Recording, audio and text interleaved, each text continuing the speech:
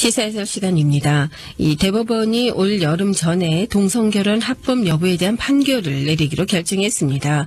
이 지금까지 동성결혼에 대한 찬반을 놓고 수많은 소송과 또 입법과 주민 투표까지 있었는데요.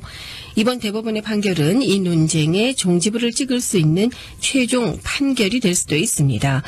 그래서 찬반 양측이 이에 대한 아주 비상한 관심을 쏟고 있는데요.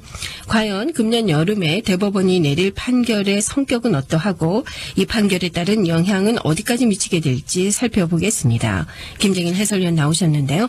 이 동성결혼의 합법 여부 지금까지 수많은 논쟁을 야기시키지 않았습니까? 그렇죠. 그런데 이제 곧 이 문제에 대한 대법원의 판결이 있게 되는데요. 이번 판결의 성격은 어떻습니까? 그 대법원이 지금 스케줄을 한 것은 오는 4월경부터 이제 합헌에 대한 심의를 하고 이번 대법원의 회기가 6월 말입니다. 그러니까 그 전에 판결을 내리겠다 이렇게 이제 결정을 했죠.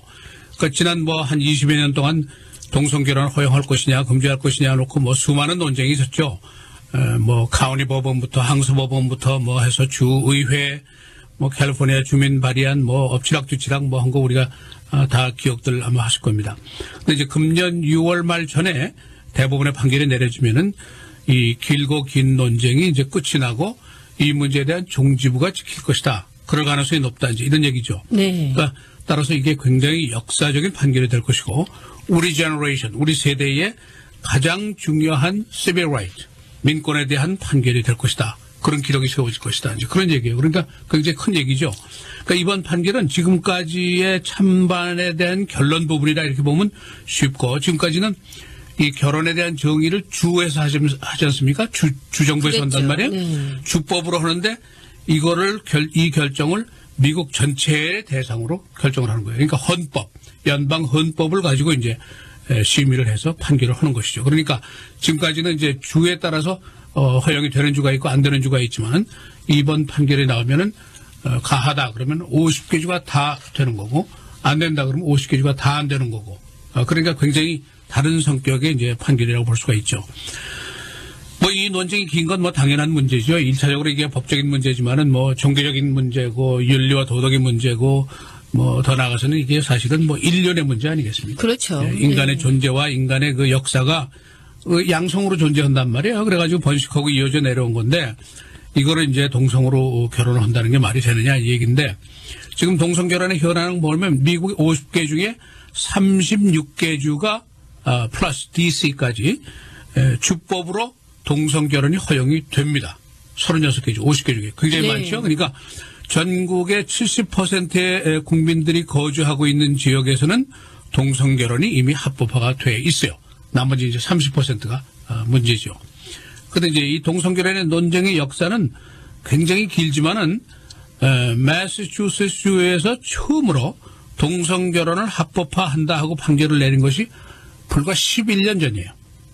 그렇습니까? 네. 그런데 11년 만에 전국에서 지금 36개 주가 이제 허용을 하게 이렇게 돼 있죠. 그러니까 그동안에 전국 각급 법원에 수많은 소송이 있었고 주민 발의안이 있었고 주민들이 직접 투표를 했고 격렬한 논쟁을 벌였죠. 그런데 이제 또 주의회들이 입법을 하지 않았습니까? 일리노이주도 마찬가지죠. 우리 일리노이주는 이제 주로 진보적인 성향의 주기 때문에 동성결혼 합법화는 일찌감치 된 주 중에 하나죠. 2013년 대법원이 이미 이 문제에 대한 판결을 내리지 않았습니까? 그렇죠. 이번 판결과 구체적으로 무엇이 어떻게 다른가요? 2013년도의 대법원 판결 아마 여러분이 많이 기억하실 거예요. 그리고 이게 이제 굉장히 좀 까다롭습니다. 법리적인 얘기이기 때문에 지금까지 내린 동성결혼 관련 판결 중에 가장 중요한 것 중에 하나예요. 이게 끝이 아니에요. 그러나 2015년도 이제 금년 6월 전에 내리게 될 판결은 법적 논쟁의 결론을 내리는 판결이다. 그런 차이가 그렇군요. 있죠. 네. 그러니까 2013년도 2년 전에 있었던 대법원 판결은 그 대상이 누구냐 하면은 연방법이에요. 헌법이 아니에요. 그 연방법이 뭐냐면 Defense of Marriage Act. 이 시간에도 한번 설명드린 적이 있어요. 결혼수호법 이런 거죠. 이 법을 심리한 거예요. 연방법을 심리해서 판결을 내린 거란 말이에요. 그러니까 이 연방법이 뭐가 문제냐 하면은 결혼에 대한 정의를 내려놨어요. 이 연방법에. Federal Law인데 거기 뭐라고 했냐면 일남일녀의 결합이다 이렇게 되어 있단 말이에요. 그러니까 일남 일녀가 아니고 동성이 결혼하면은 인정을 하지 않죠. 이 연방법에 따르면은. 네. 따라서 연방의 여러 가지 혜택을 받을 수 없다. 이렇게 돼 있단 말이에요. 상속을 할 때 세금에 대한 혜택이라든가 이런 게 없단 말이에요. 그런데 문제가 있죠. 불이익을 받는 사람이 동성 결혼을 해서 이런 혜택을 못 받는 사람이 보니까 내가 사는 거주, 가령 일리노이라든가 뉴욕이라든가 이런 데는 주법에 의해서 동성 결혼을 인정하고 있단 말이에요. 근데 연방법에서는 아니라고 그런단 말이에요. 그러니까 양자 간에 갈등이 있잖아요. 문제가 있고. 그렇죠. 그러니까 이걸 이제 그 법에 대한 심리를 해 주십시오. 그래서 그 질문을 한 거예요. 그러니까 연방법으로는 결혼이 아니다. 주법으로는 결혼이다. 이렇게 되어 있단 말이에요. 그러니까 대법원에서 여기에 대해서 판결을 한 거예요. 그러니까 이 연방법이라는 Defense of Marriage Act라는 결혼 수호법이라는 법을 가지고 일남일녀의 결혼이라고 정의한 이 법 때문에 차별을 한다는 것은 동등권에 어긋난다. 위헌이다. 이런 판결을 내린 거죠.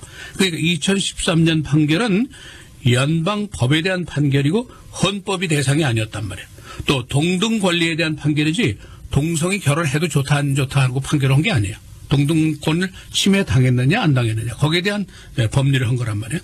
그다음에 주법에 근거해서 이 얘기를 판결한 거예요. 네. 헌법에 대해서 헌법은 모법 아닙니까? 법 중에 가장 그렇죠. 제일 큰 법이죠. 그러니까 굉장히 서로 다르죠. 그래서 이제 2015년도에 판결을 이제 왜 하느냐. 지금까지 뭐 많은 논란이 있고 결론이 나지 않으니까 물론 36개에서 허력이 되지만 연방법하고 또 갈등이 있으니까 그러니까 최고법인 헌법에 의해서 최고법원인 연방대법원이 심리를 해서 결정을 내려라.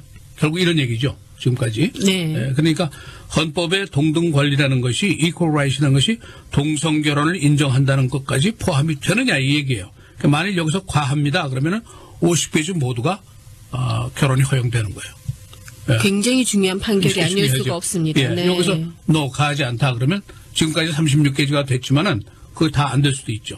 모법으로 어긋날 수는 네. 없으니까 헌법이 최고의 법이니까. 그러니까 이거는 동성결혼을 인정한다, 뭐 불인정한다는 주에 대한 문제가 아니고 전국에 대한 문제란 말이에요. 그 이번 제소의 그 원고가 누구냐면 미시간주, 오하이오주, 켄터키주, 테네시주 4개 주가 있는데 이 4개 주가 동성결혼을 인정하지 않는 주입니다. 보수적인 주죠.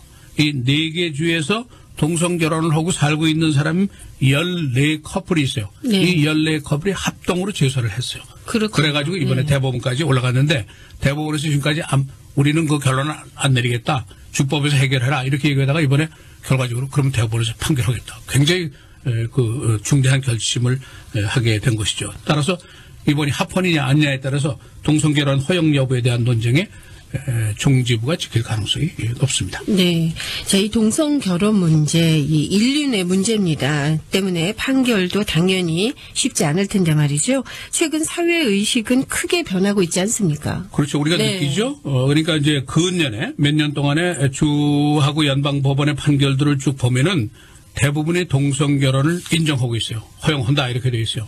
단 신시내티 항소 법원에서는 no. 인정하지 않는다. 이렇게 하고 나머지들은 대부분 다 인정한다. 이렇게 돼 있단 말이에요. 왜냐하면 사회의식의 변화가 큰 거죠. 그리고 여론조사를 해보면 대부분들이 동등 권리를 침해할 수 없다. 동성애를 인정하자. 이런 쪽이 많단 말이에요. 특히 젊은 층들은 절대 다수가 이걸 인정하고 있단 말이에요. 그게 우리 네. 사회의 분위기고 사회의 흐름입니다. 그러니까 의식의 변화가 있는 걸 우리가 이제 알고 지나가는 게 중요하죠. 그러니까 지난 10월까지만 해도 작년 10월까지만 해도 대법원이 이 문제에 대한 직접 판결을 굉장히 어보이드 했어요. 회피했어요. 다킹 했다고 그래요. 이렇게 자꾸 네. 피하려고 그랬어요. 왜? 이게 인륜의 문제고 복잡하단 말이에요. 잘못하면 큰일 그렇죠. 나거든요. 그러니까 하급 법원들이 결정하고 주의회가 결정하고 주법원이 결정한 거를 우리가 관여할 이유가 없지 않느냐. 너희들이 거기서 하는 대로 그냥 가라. 36개 주면 36개, 40개 주면 40개 그냥 그대로 가라. 이렇게 얘기를 했어요. 이거를 안 하려고 노력했는데 결국 말씀드린 대로 이제 소송이 계속되고 전국에서 혼란이 계속되고 그러니까 결과적으로 최고의 법을 가지고 즉 헌법이죠. 최고의 법원이 즉 대법원이죠. 결론을 내려야 될 거 아니냐. 그래서 할 수 없이 밀리고 밀려서 오케이 이렇게 됐어요. 이제 예를 들어서 한 항소법원 한 곳의 판사는 이렇게 얘기했어요. 이게 합법 여부를 갖다가 왜 판사한테 물어보냐. 나도 괴롭다 이거죠. 네. 그러니까 주민들이 결정해라. 주민 발의안으로 해가지고 결정하든지 아니면 주의회가 그대들의 대표니까 주의회에서 결정한 대로 해라. 이거 왜 연방판사에 나보고 이걸 결정하라 그러냐.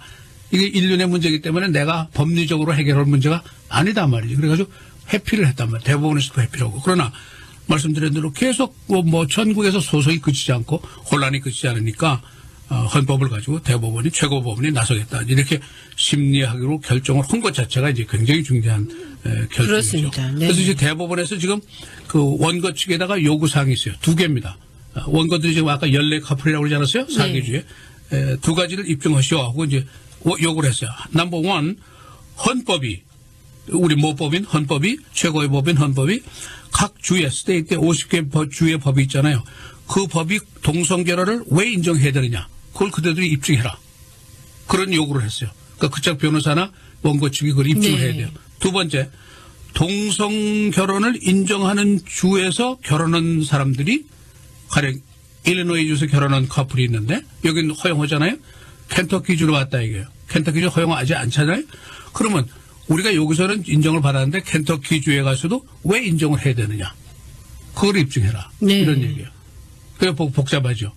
그거를 그 명의 커플들이 증명하죠. 해가지고 대법원에서 그걸 과제를 주고 원고한테 이제 5월 달부터 심리에 들어가겠습니다. 이렇게 결정을 했어요.